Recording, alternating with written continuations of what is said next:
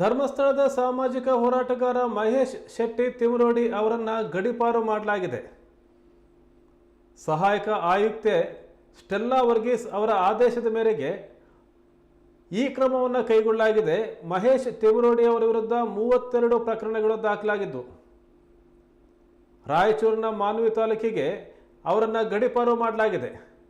ದಕ್ಷಿಣ ಕನ್ನಡ ಜಿಲ್ಲೆಯಿಂದ ಅವರು 1 ವರ್ಷ ಹೊರಗಿರ್ತಾರೆ. ಈಗ ಆದೇಶ ಆಗಿದೆ. ಮಹೇಶ್ ಶೆಟ್ಟಿ ತಿಮರೋಡಿ ಅವರನ್ನು ಗಡೀಪಾರು ಮಾಡಲಾಗಿದೆ. ಸೌಜನ್ಯ ಪ್ರಕರಣದ ಮುಂಚೂಣಿ ಹೋರಾಟಗಾರ ಮಹೇಶ್ ಶೆಟ್ಟಿ ತಿಮರೋಡಿ ಕೆಲ ದಿನಗಳ ಹಿಂದೆ ಧರ್ಮಸ್ಥಳದಲ್ಲಿ ಬುರುಡೆಗಳು ಸಿಕ್ಕಂಥ ಸಂದರ್ಭದಲ್ಲಿ ತೀವ್ರ ಚರ್ಚೆಗೆ ಬಂದಿದ್ದರು. ಸಾರ್ವಜನಿಕವಾಗಿ ಪ್ರತಿ ಹೇಳಿಕೆಗಳನ್ನು ಕೊಡ್ತಾ ಇದ್ರು. ಆದರೆ ಈಗ ಗಡೀಪಾರು ಮಾಡಿರೋದು ಅವರ ವಿರುದ್ಧ ಇದ್ದಂಥ 32 ಪ್ರಕರಣಗಳಿಗೆ ಸಂಬಂಧಪಟ್ಟಂತೆ. ದಕ್ಷಿಣ ಕನ್ನಡ ಜಿಲ್ಲೆಯಿಂದ ಅವರಿಗೆ 1 ವರ್ಷ ಗಡೀಪಾರು ಆಗ್ತಿದ್ದಾರೆ.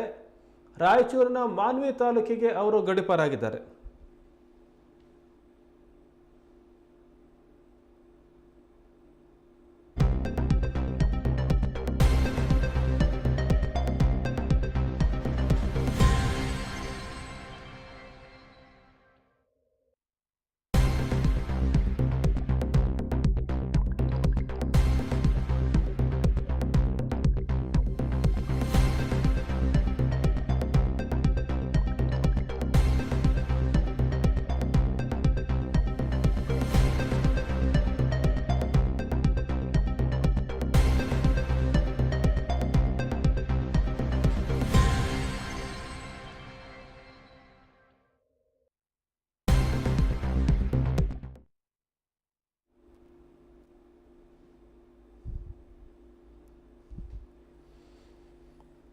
ಮಹೇಶ್ ಶೆಟ್ಟಿ ತಿಮರೋಡಿ 2012ನೇ ಇಸ್ವಿಯಲ್ಲಿ ಸೌಜನ್ಯ ಸಾವು ಆದ ನಂತರ ನಡೆದಂಥ ಹೋರಾಟಗಳ ನಾಯಕತ್ವವನ್ನು ವಹಿಸಿದವರು.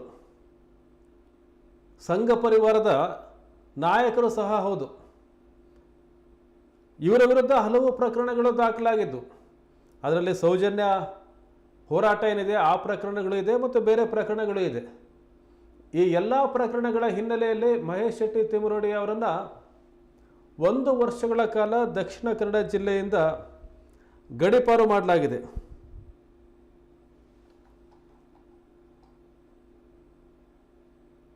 ಸಹಾಯಕ ಆಯುಕ್ತರಾದಂಥ ಸ್ಟೆಲ್ಲಾ ವರ್ಗೀಸ್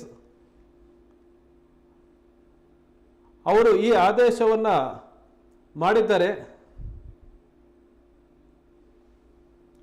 ಧರ್ಮಸ್ಥಳದಲ್ಲಿ ಮತ್ತು ಇತ್ತೀಚಿನ ದಿನಗಳಲ್ಲಿ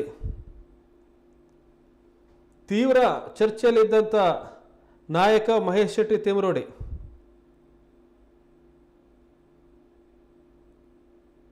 ಅವರನ್ನು ಈಗ ಮಂಗಳೂರಿನಿಂದ ದಕ್ಷಿಣ ಕನ್ನಡದಿಂದ ಮಾನ್ವಿ ತಾಲೂಕಿಗೆ 1 ವರ್ಷಗಳ ಕಾಲ ಗಡೀಪಾರು ಮಾಡಲಾಗಿದೆ.